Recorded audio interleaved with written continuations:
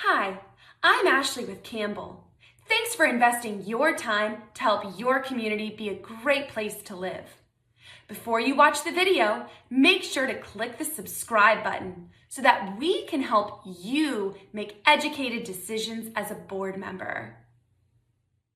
And welcome everybody to the presentation. I see we have a great group, so without further ado, I'll put my presentation on and I can see, hopefully you can see it now. Yep, Well, looks good. welcome again.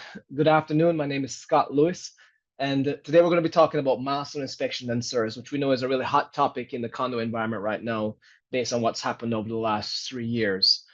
Before we jump in, though, let's just give some background on myself. So again, Scott Lewis, I'm the owner of Building Mavens, and I started Building Mavens 2.5 years ago because of what happened at Surfside. So we know that there was this collapse, one of the largest in the history of the nation. And from there, there's been a real emphasis on safety and the welfare of buildings throughout the state. And because of that, and because of the team I have, including Corey, who is manning the chat right now, we have a great group of individuals that's expertise lend itself nicely, not only to the safety inspections, but also to the maintenance of condominiums as it pertains to electrical engineering, mechanical, and also we serve as expert witnesses on construction defect claims. So again, my name is Scott. I'm a structural engineer by trade, and I have over 20 years of experience, most of which has been spent with condominium associations like yours. And since inception of the new laws, we've been conducting inspections throughout Florida, and we're probably up to about 300 buildings right now, whether it be milestones or SIRS. As we touch on some things, I see questions are already propagating.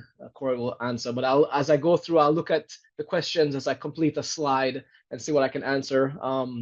But as we think about the presentation, what I want people to understand who are on the call is 3 years ago, there was the collapse. And then 2 years ago, there was SB 4D, which was the institution of these laws, whether it be the milestone inspection or the SIRS. Since then, we have the glitch bills, SB 154, and so on. But what I want people to understand on the call is that these laws or milestone inspections and structural integrity reserves are actually written now into the statutes. So as we think about things, I want everyone on the call to think about the statutory requirements that we have. So the milestone inspection, as you can see here, is 553.899. And the structural integrity reserve is in the condominium statute as 0.1122G. So what I'm going to be sharing today is mostly language from the statute. So it's not going to be anything that you guys can't look up for yourself. So as we go through, I want to kind of break down some important points for you and also field the questions that you may have. So I see questions coming up already about 40-year inspections versus milestones. So we'll talk about that a little bit later. Size of the condo, we'll touch on soon. SIRS budgeting, when to implement it. I think some of that nuances you might want to discuss with your attorneys, but the law is very clear right now when the SIRS are due. When you actually implement it would be based on your budgetary periods and so on, but I think that one will be better suited for your attorneys and the way your bylaws are written. But let's jump in. So as we talk about milestone inspections, I want to share this slide with the audience for two main purposes. One, that's the tower that collapsed in Surfside. And we can see that there was mass devastation, about 100 people died. And I think looking back through the reports, you see there was some deferred maintenance, there may have been issues with adjoining construction. Whatever it was that caused the collapse, I'm sure anybody on the board at that point or any property management company involved would not say that whether they were saving money, deferring maintenance or anything that was involved prior to this was important. Because whatever happened, this was the devastation, and the whole point of the new law, as you read through this excerpt from the actual statute, is that Florida now has this emphasis and paramount importance placed on the structural welfare of buildings. So yes, we call it the milestone inspection, but as we think through things, whether your milestone is this year, next year, or whether you've done it already, the goal of the state is to make sure the buildings are safe and that you are reserved appropriately so that you can continue to maintain them in a safe way. So again, this is important for everybody to consider as we talk through things, because the flavor of the law is not to push things off, it's to actually get things on track so that buildings can be safe going forward, and that those who live in there will not be worried about issues like this, which obviously are on the far extreme of circumstances, but was a catalyst for the new laws. Before I go to the slide, I'll see if there's any questions that came up. Again, the questions about stories and 5 stories, so we'll talk about that soon. But let's touch base real quickly on the milestone. So the milestone essentially is a structural safety inspection. And anybody on the call that's from Broward County or Dade County are familiar with recertification. So essentially it's that structural portion of that inspection that's now been implemented statewide. And it's not an inspection that's meant to bring the building up to code. A good example of that would be railings or guardrails on balconies in older buildings. Back then when it was built, the regulation was 36 inches.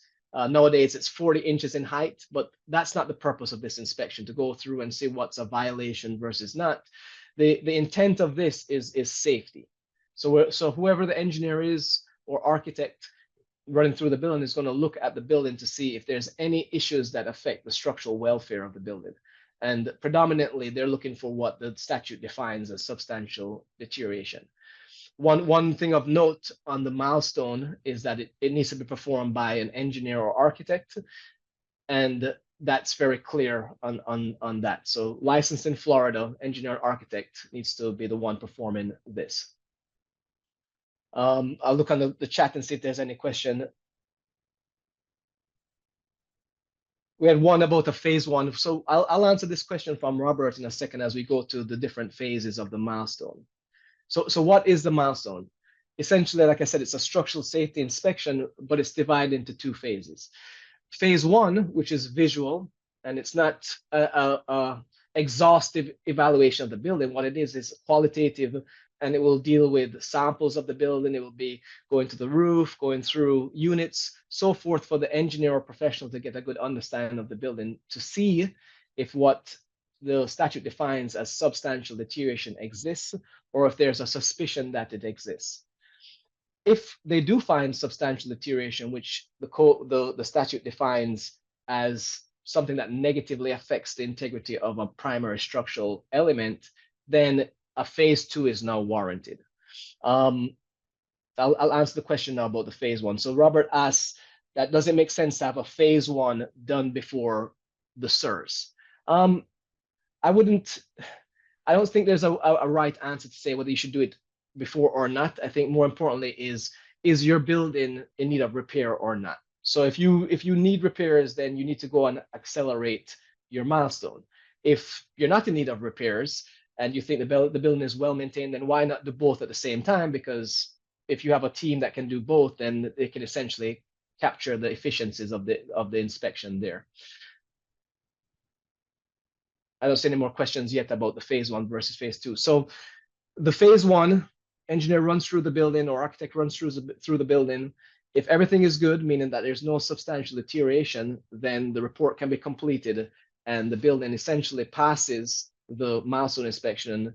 And if there's repairs needed, it may have a note to say complete repairs, but it will say that there's no substantial deterioration and that the building is safe for occupancy.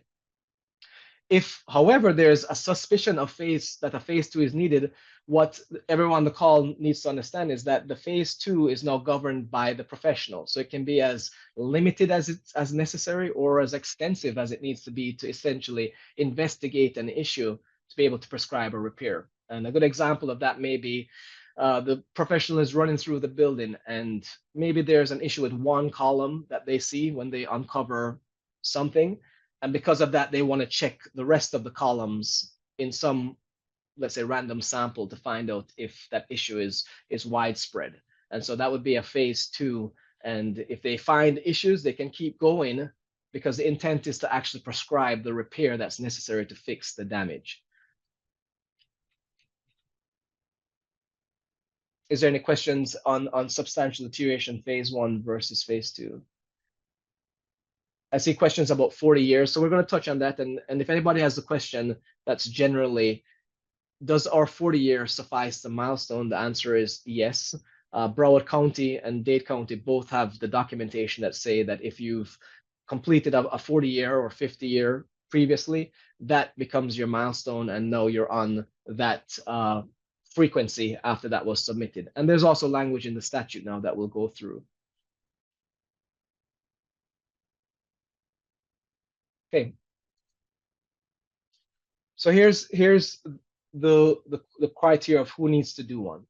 So again, the statute is clear. If you're a condominium or cooperative building, 3 stories or more in height, then you need a milestone done for each building that is that criteria.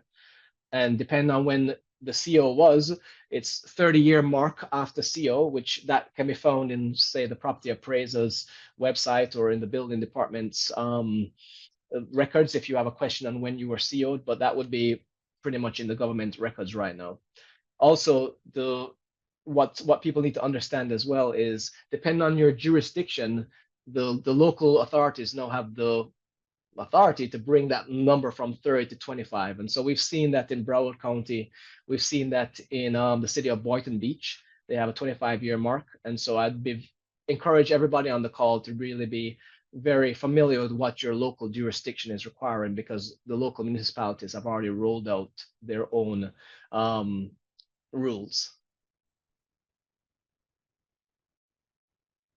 I'm just scrolling through the chat. One question was about Palm Beach County, if it's similar to Dade. So Palm Beach County right now has no specialized rules per se for the county, but if you're in Boca Raton, there's set rules because they have a building safety program, which again is at the 25-year mark there. Boynton Beach has specialized rules, which are different from Delray, which Delray is adopting more the statewide rule of 30-year. So I'd say just be very familiar with your jurisdiction, and you can usually find that by just Googling or maybe calling the department. So here are some deadlines that are in place already. So if your building was 30 years old or more before July 2022, then your deadline for your milestone is the end of this year. And I know a lot of buildings have already undergone that process, but if you check the records and you're 30 years or more before July 1st, 2022, your deadline for your milestone is the end of this year.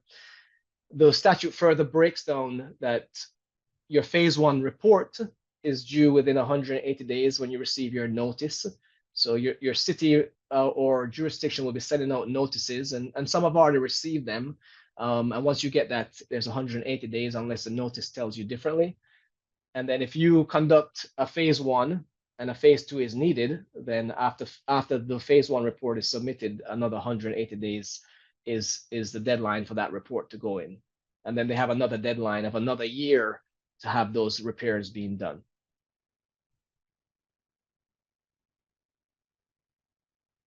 Scrolling through to see if there's any questions. Good question about notices. So the way that the programs work right now is that the property appraisers, based on age, send documentation to the jurisdictions.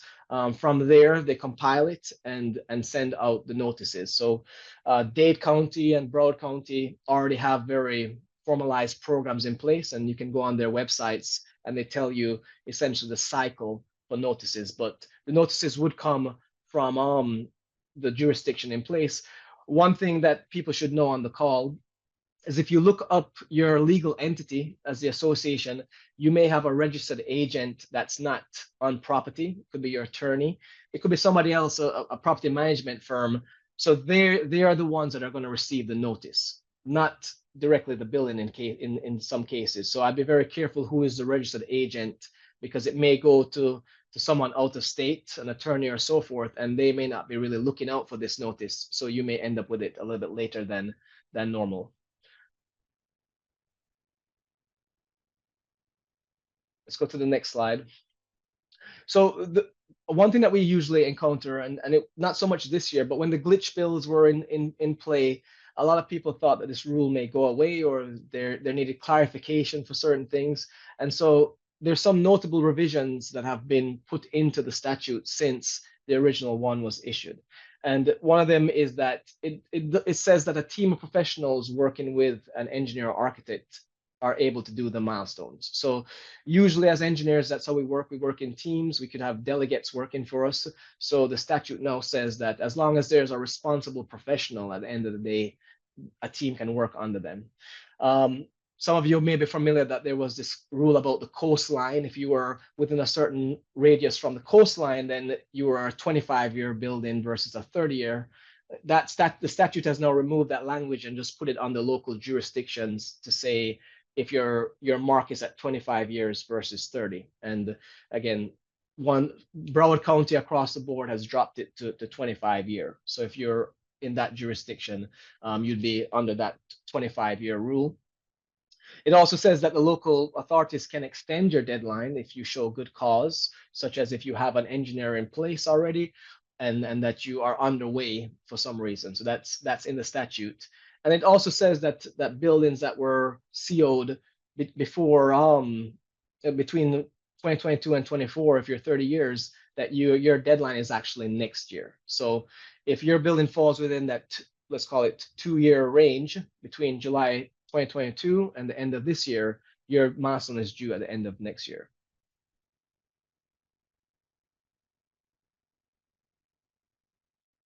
So somebody asked about the frequency. Oops, I scrolled through too fast here. About the frequency of a milestone. So once you've done your initial, it's every 10-year after that. And so if let's say you're turning it by the end of this year, then in 10 years time, you'd have to redo your milestone. One thing that's important is that the association 45 days after receiving that sealed report needs to know, produce its findings, put it on their website and make the summary available to those in the community. Another thing that the statute said is that the Florida Commission, and it's already been released, is going to standardize the forms and the way that the engineers report. So we've been attending classes right now as engineers, and the Florida Building Commission has essentially given forms now that should be going into play, if not now, very shortly. So I think anybody on the call again, in the next month or so, engineers producing forms should have this standardized form. And I'm not sure if the jurisdictions will now be held accountable to accepting only this form, but it's better that the engineers use the standardized form rather than submit something that's proprietary and it gets turned out. So that's essentially the legislation on milestones. So I'm going to scroll through the questions and see if I can answer them, because I see a lot coming in to do with 50 years. I see them coming in to do with condo units and so on. So one person asked that they went through their 50-year recertification recently. So Broward County or Miami-Dade County specifically says that if you've done that, you don't need to do another milestone. That inspection report is technically your milestone, or suffices statute 55389. And now, based on that cycle, you'll be due 10 years from when you submitted the report. The PowerPoint will be available, as Ashley mentioned. She's going to be sending it out. Another question that came up is, so a good question here. What constitutes 3 stories? Well, it's defined by building code. So if you're 3 stories above ground, some people have a garage as their first floor, and then 2 subsequent floors. So it's only 2 residential floors, but 1 underground garage. That's a 3-story building. You can also look at the Broward County or county appraisal, and they'll tell you how much stories your building is as well. But unless you have a basement, which was one of the questions, you may be in a gray area. But garage is anything above ground level is a story.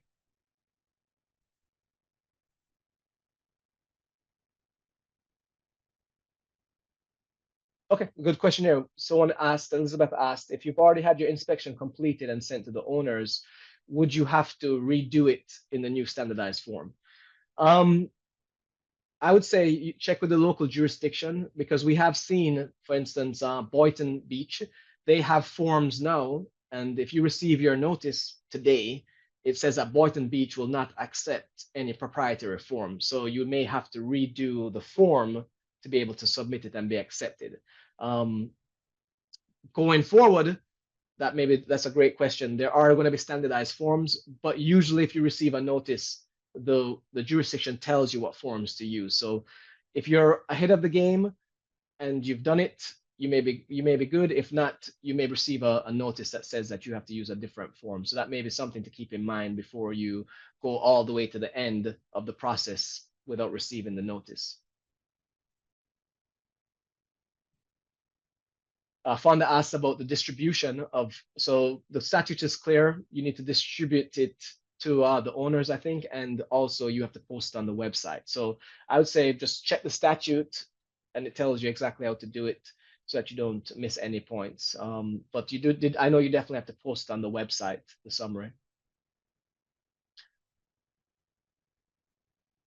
John asks about if you're doing work. Let's say you've received your report. It says you need work.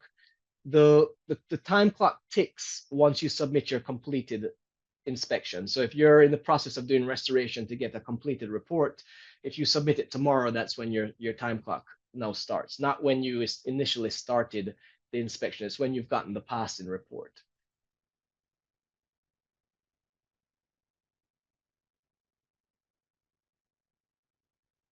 Kathleen is asking about the county. The submission process, so the county needs, from my understanding, the actual report. It's not just a summary letter. So we've submitted the reports to Palm Beach County that have been accepted, and it's a complete report with the summary. And the statute says what needs to be submitted. So I don't think the one-page letter suffices the submission to the actual jurisdiction, but it will suffice reporting to the association. A couple more questions about deadlines. So the notice, when you receive that, it will tell you how long you have. And again, the statute says 180 days. In some other counties, you have 90 days. So I know Broward's inspection notice says 90. Dade County, I think, says the same. Again, these deadlines, if they're different, just check with the local jurisdiction.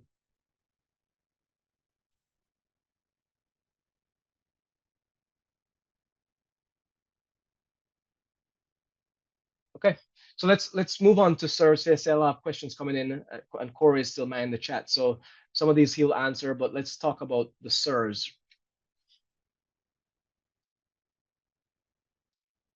So the statute that came out with the bills was that for structural integrity reserve studies, and so it's written into the condominium statute now what needs to be done. So if you were a condominium in existence from July of 2022 till now, you need to do a SIRS, a structural integrity reserve study, before the end of the year, and then every 10 years of that.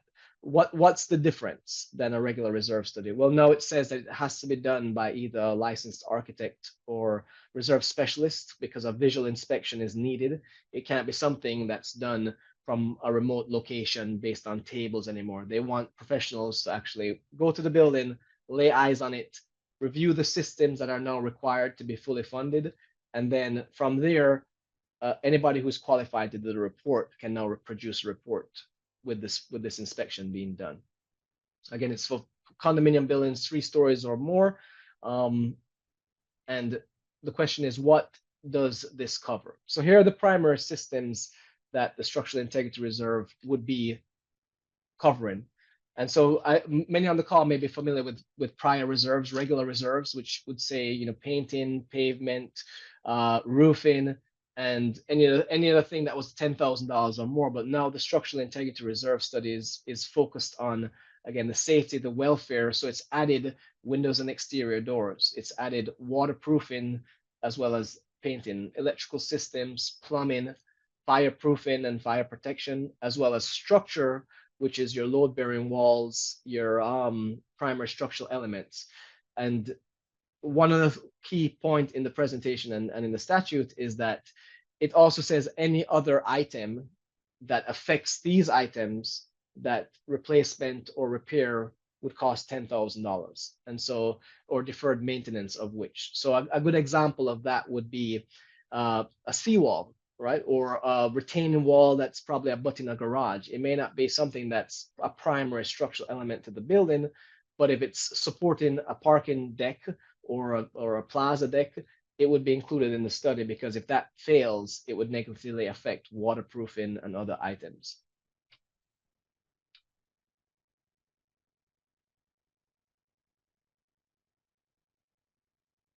So I'm looking through the questions right now.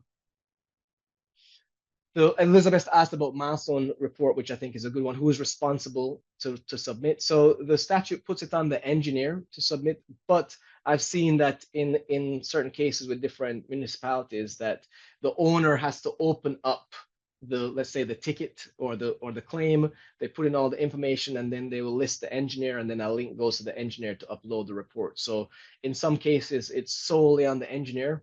Palm Beach County, we can submit right away without any owner interference or fees involved. But the statute does put the onus on the engineer as well to submit. Someone asked if I provide approved engineers. That's a good question. I think the engineering pool right now is becoming more, as I said, more broad, because there's a lot more engineers coming to Florida to do this work. There's many one-man bands opening up. So I'd say if you're trying to pick an engineer, obviously make sure they're licensed. You can look them up on the DBPR, but also check their references, see their experience, and maybe get some references from different projects they've done, because once you get into the process, it's not as easy to switch engineers or start over. It may become very costly. So I think just do your due diligence on that. Someone asked, can someone put can a reserve study have components that are outside these elements?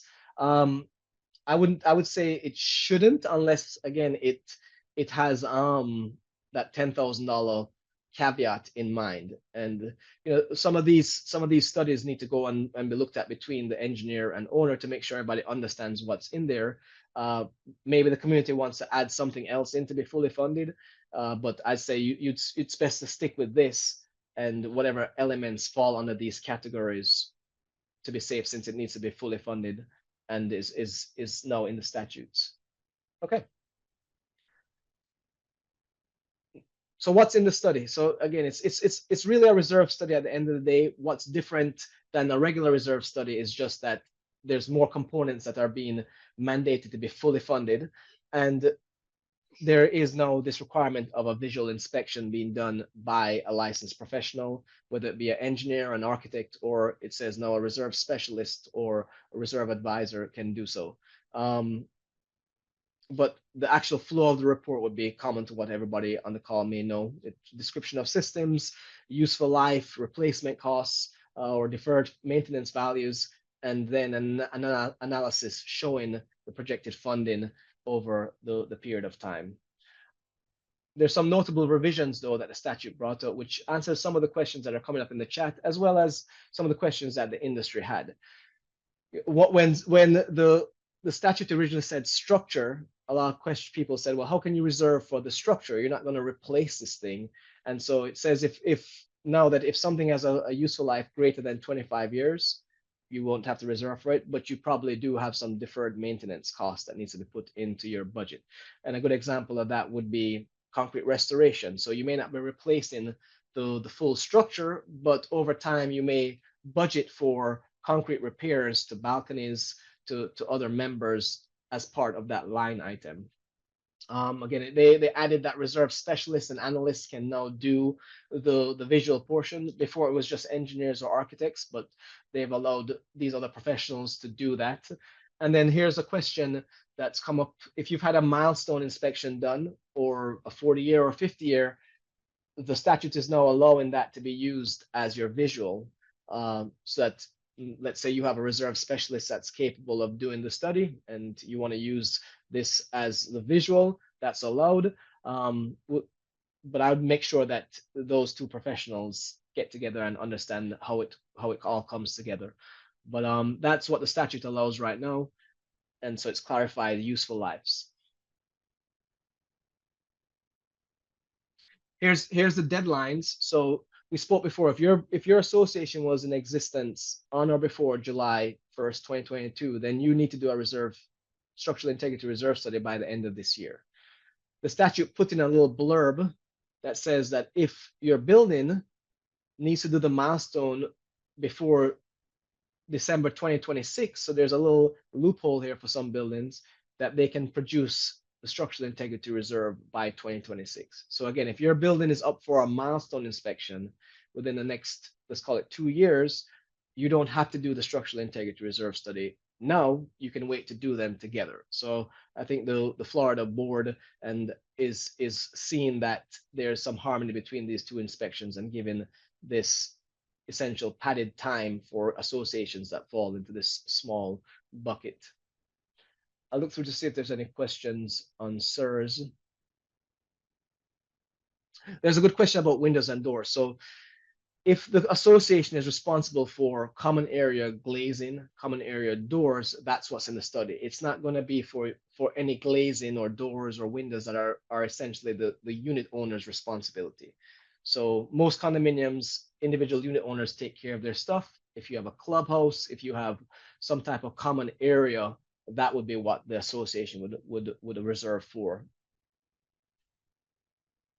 But I think you need to check the bylaws and the governing documents, because some associations, the windows and doors are the responsibility of the association. So that would be a pretty significant line item on the study.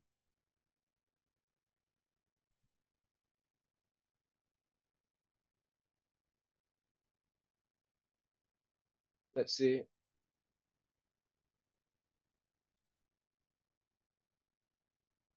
Just scrolling to see if there's any questions that.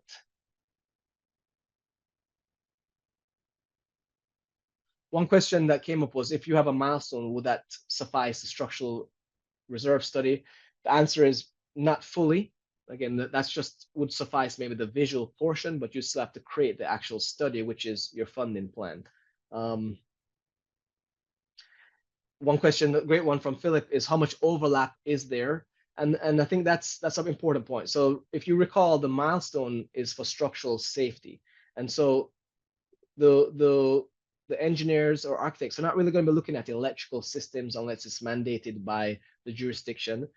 Plumbing and so forth are not really going to be the focus of that structural integrity, the milestone inspection. So that may not be what you need visually for some of the other elements. So I'd say if you've done one, it may not necessarily translate unless the professional preparing the report is going to use that. But if you were to give me a milestone and say, can you create the SIRS, I would tell you I can't, because I'd have to send out professionals to look at the other systems. So I think it really comes down to the professional you're working with and whether or not they'll use a study. But I think the best practice right now is just getting it done at the same time if the firm does both.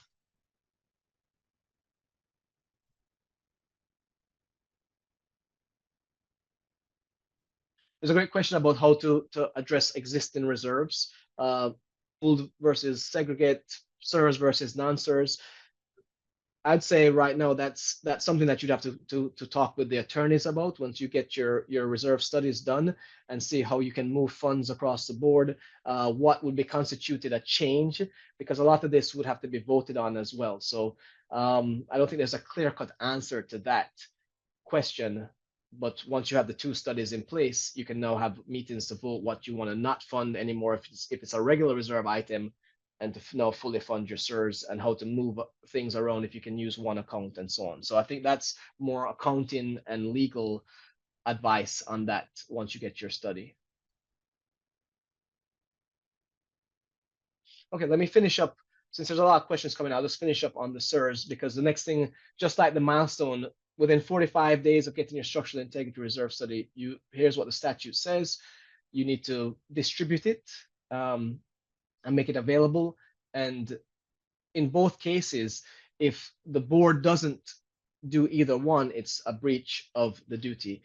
And I think one of the statutes puts it very clearly that the individuals can be personally liable if there's a safety risk or issue that's ignored with the new laws in place for safety inspection. So I don't think anybody on a board should take these laws lightly, especially when it comes to safety and the structural welfare of the building, because at this point, the state is looking heavily on making sure these buildings are upkept and that the longevity is preserved. As we recap the deadlines, I'll just go back. So December 31st is an important year for any building condo co-op that's 3 stories or more. If you were in existence before if you were sealed by that date, you would be due by the end of this year to do your structural integrity reserve. If you're a condo in existence by July 1st, 2022, then you have to do a structural integrity reserve by the end of this year. And the only caveat we showed earlier is that if you have to do a milestone in the next 2 years, then you can submit the structural integrity reserve in line with that study. Both, again, if they're not done, are a breach of the officer's duty. So right now we can talk about some questions because I see that the chat is being flooded. We have about 60 open questions. 32 have been answered, so I think Sikori is busy. Let me scroll through and see what is there. So if you bear with me.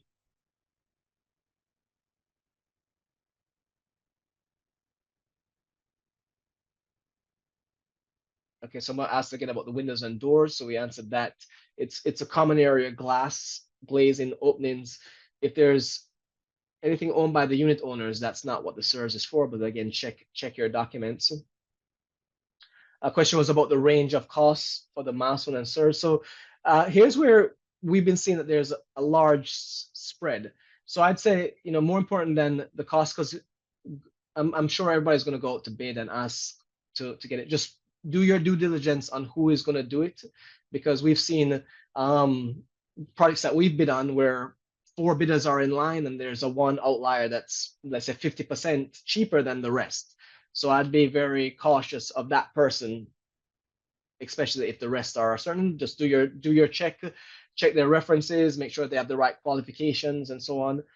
If you get a great engineer for cheap, then that's good, but just don't look at price alone. Check their references, see if they have the right expertise. We've seen some instances where a funny quote has come in, and when we do a check for the owner, that person isn't really licensed, or their company isn't licensed, and so on. So I'd say just do your checks to make sure you have the appropriate insurances and licenses in place that you can really get this thing done for the cost that's being presented. Let's see.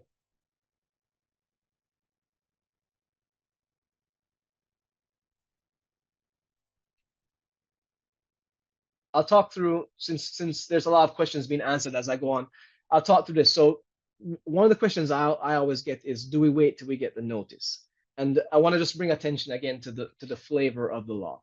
So there was a collapse because of circumstances which looks like there was deferred maintenance and neglect. So if your building has issues, or if, let's say, there's been some reluctance to get things done, I would say don't wait until you get the notice, because it's only going to get more expensive to fix the longer you wait. And there's been news reports of condominiums here, even here in Palm Beach, that have been evacuated. And when looking at the repairs were done, but not really in the right way. And you can see that they've just become worse over time. So I'd say just get the professionals on site, have them look at your buildings. They'll provide directions. If you have time to repair, why not repair now instead of waiting until you're on the clock? So I think we don't have the luxury of time for most associations right now, which leads to the next question. Are there enough engineers to do this?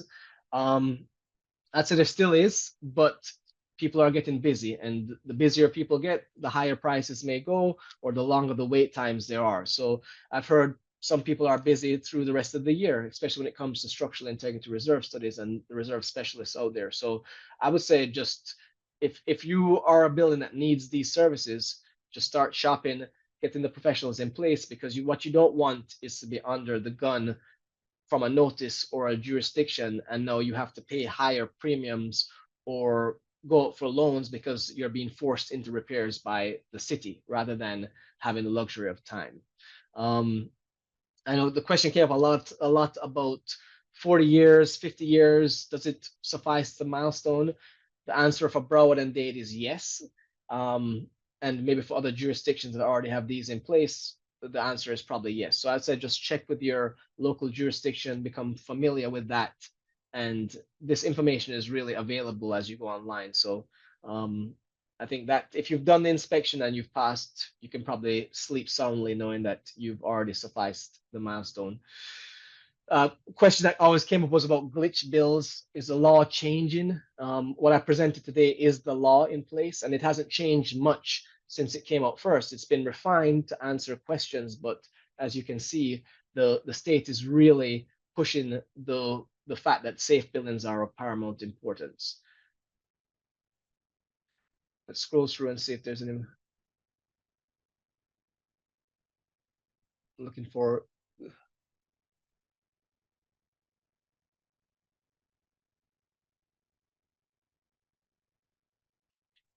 Okay, I see there are a lot of questions about reserves, what to reserve for.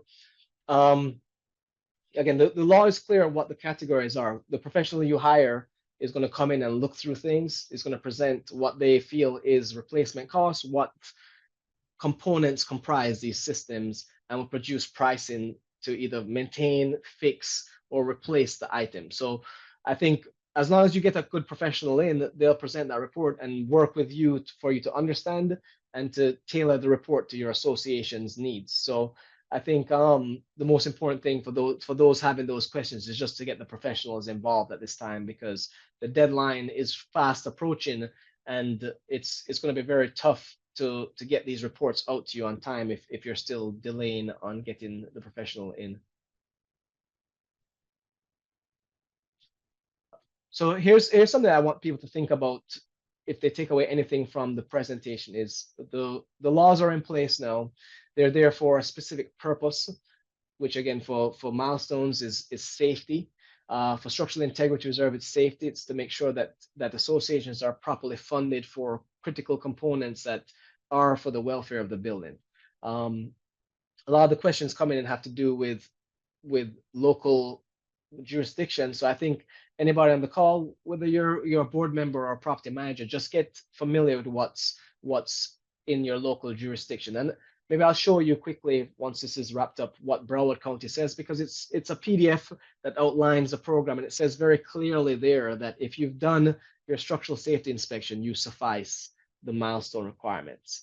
A question for those on the call: what should you be doing now? Well, it's important that you get ahead of the curve, and I'd say just be proactive. Proactive is probably the most important thing that the association can do, the manager can do, is to get the engineers, get the professionals in, make the decisions to move forward with the process, get things repaired correctly. One thing that I get asked a lot is, well, do we need permits for this work? And I want to share with anybody on the call that when it comes to permits, the only person, or let's say entity, that can decide whether a permit is needed or necessary is the actual building department that governs the work. And the code is very clear. Any work that goes on the property, for the most part, even if it's just a repair of something, needs to be put through the building department, and they can tell you what's required. So I wouldn't do anything unpermitted unless you get that proper flag from the governing jurisdiction to tell you that something is not necessary for a permit. But we can be pretty sure if you're touching concrete elements, you are probably going to need a permit anyway. So I'd say just make sure everything passes through the proper channels, because you don't want to be flagged during the work that you need to now start from the beginning to get documents and so on. Okay, I'll scroll through the questions again and see if there's. Sikora is running through.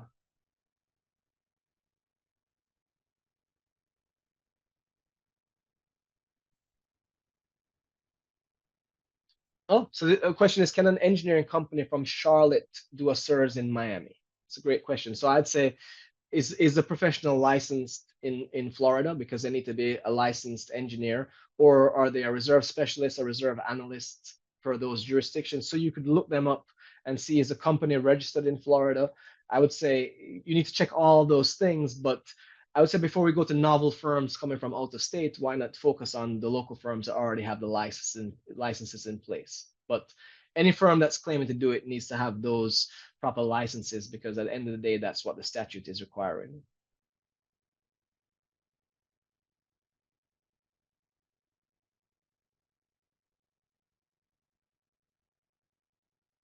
Someone asked, if the SIRS is scheduled but won't be received until early 2025, will that be an issue? I'd say talk to your attorney and see if what you can do, because the law is pretty clear on when it's due, and it's due by the end of this year. So I don't think there's anybody going to be policing you to fine you, but from what you've seen, the failure to do so is a breach of duties. So So just get with the attorneys, get with the professional and see what can be done, but that would be probably something you want to talk to your counsel about.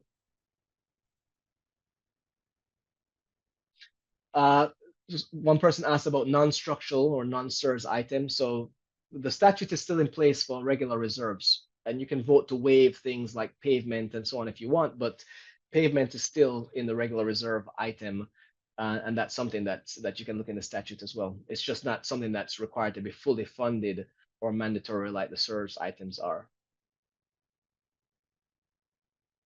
One person asked, can all engineering firms providing phase one inspections also provide phase two services?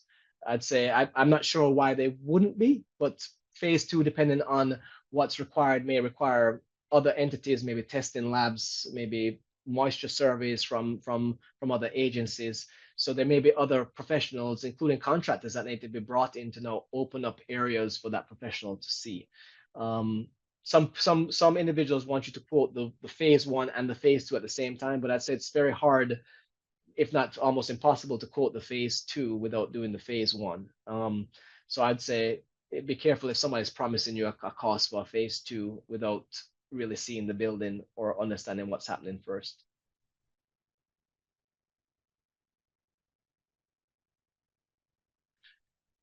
Kathy says it helps to let people know how long it takes. It says we have 2 buildings and we have 3 more months to go. So that's a good point to bring out. So time is not what people think. So we can say if you were on the call today and you said we haven't done this yet, let's move ahead, let's move fast. Usually it's going to take about, let's say, a month for you to reach out to engineers for them to give you a proposal. Let's say you call a meeting fast and you make a decision. You're probably looking at about a month to get the professional signed up, maybe, and maybe another 2 weeks for them to come on site. So you're looking to be in September, maybe even early October right now before you have your professional there. Depending on their schedule, it may be 2 weeks before they come on site. Some people are even a month out, even more. So you're probably looking maybe end of October, mid-October to get in the inspection done.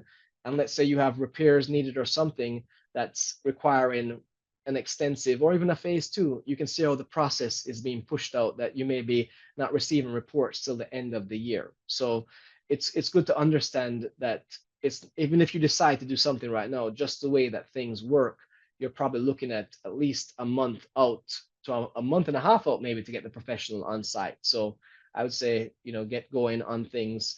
But the good news is the proactive associations, if you are one and you haven't received your notice, you can get things done now and get into a good position to have a report that's clean. And we've worked with associations already that on doing a call like this, they come off, they make the call, we come out, do the inspection, and they've made repairs. They now have a clean milestone report. They've submitted it to the county, and they took that time to do things, even though the process maybe took 6 months total.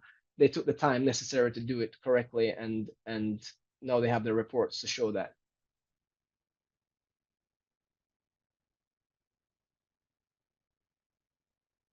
Scrolling through questions again.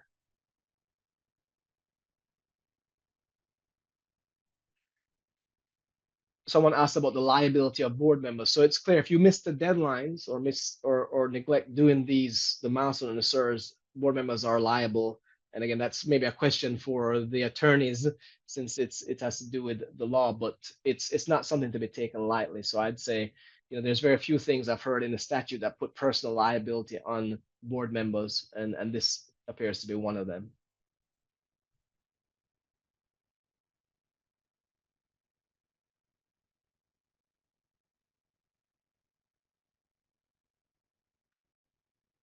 There's a question here about, can owners vote to not fund the reserves as suggested by the SIRS? Basically ignoring the report, and the answer is no. So the law, it says that you need to fully fund based on the SIRS. If you want to get a second opinion and do a second SIRS, that may be a way to correct correct the report. But once the report is sealed and finalized, you need to fund accordingly, and that's what the statute says.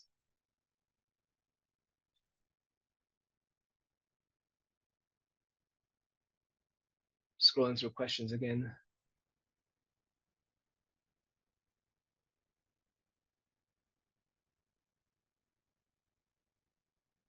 But one person is asking about the way what's fully funded. So a good example is, let's say a roof required by SIRS is $100,000, needs to be replaced in 10 years.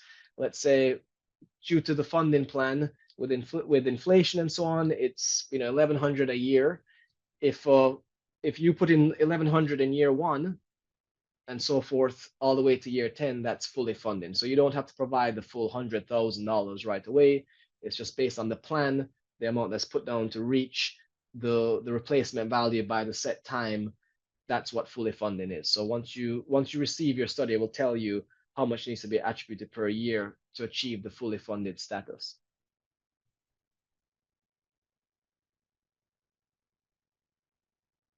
Another question in here is about repercussions to associations for not doing these things timely. Well, there in Broward, in Dade County, and even in Boynton right now, there are fines and so on that are in place, and the government can go to other measures, whether it be evacuating buildings, so on, if necessary, right? If there's some reason that things are unsafe. So I'd just say that we don't want to go there to that side of the fence to find out how bad can it be, but there are repercussions in place in certain jurisdictions already. I'd say if there's anybody in fear of not meeting a deadline, it's probably time to talk to your attorneys.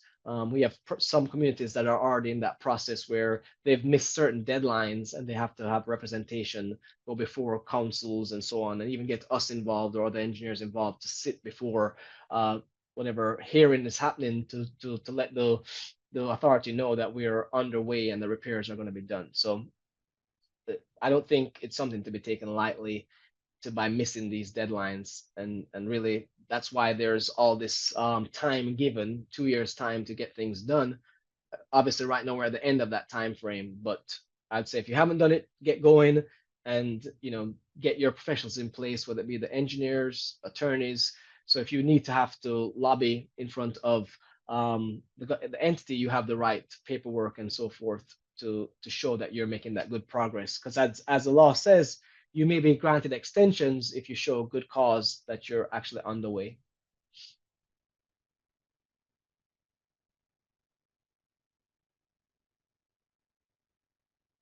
Still scrolling through. Let's see, Corey is still answering questions.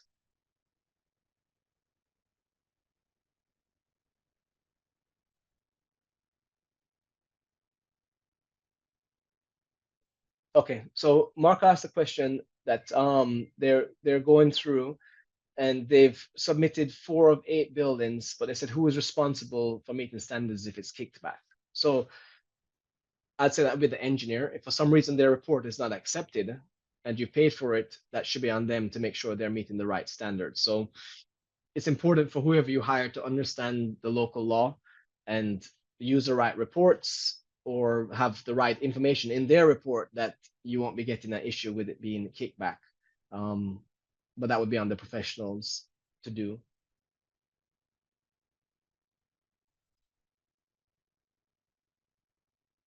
Okay, here's a good one. So, and we've seen this before. So the reserve, somebody asked if the reserve study says that the paint is need to be done in 6 years, but the paint specialist says it's good for 9.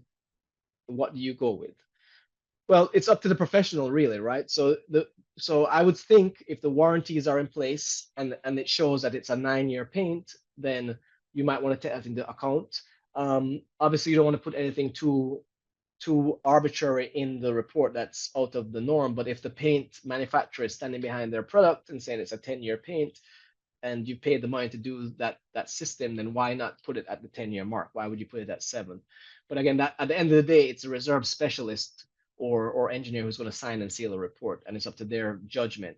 But I would think that if there's a certain warranty in place, not just theoretical or somebody's subjective opinion, it would be based on the actual performance of the paint, since paints vary.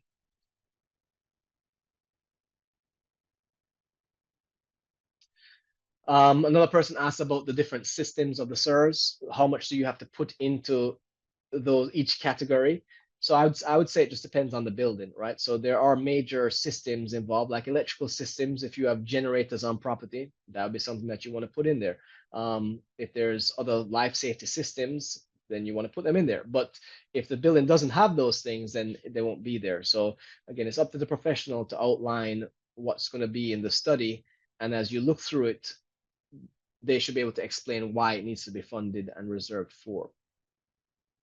So we're approaching the end of the hour. I can see it's a lot of information, a lot of interest. There's just, I mean, I've never seen so many questions. We have 86 open questions and 50 answered. So I know Corey is working hard. But if you have questions, the QR code here has my information. You can send it into the company. We're going to be sending the slides out to you. Like I said before at the onset, the information I put in the slide is all in the statutes. So I kind of condensed it as best as I could to present. But if you get the slide and you see the listed information, for the statute numbers, just type it in. If you're on the 2024 statute, you'll be able to read through the laws. And also you can get with your attorneys to go through and see. But when it comes to the SIRS, it's clear what needs to be done, clear that the deadline is the end of the year. Unless you are doing your milestone over the next 2 years, then you can have up till 2026 right now to do your SIRS. If you're in a certain jurisdiction, you may be under the 25-year rule for the milestone, but generally for the state, it's 30 years. And if your building is due by the end of the year, then that's where it's at right now. Let's see if there's anything else before we just conclude. I'm not there's somebody asked about the Q&A, what's been answered, if we can send it out. Maybe, I don't know if Ashley, if there's a tally of what was asked and answered, but that'd be up to Ashley to send out. But I appreciate all the response. We're coming to the end. Thank you for your time. I know I was trying to rush through a little bit to get all the information down for you guys, because I know there's a lot of interest in there. But I think if there's one thing I can leave and impress on the audience is, don't try to tackle this alone.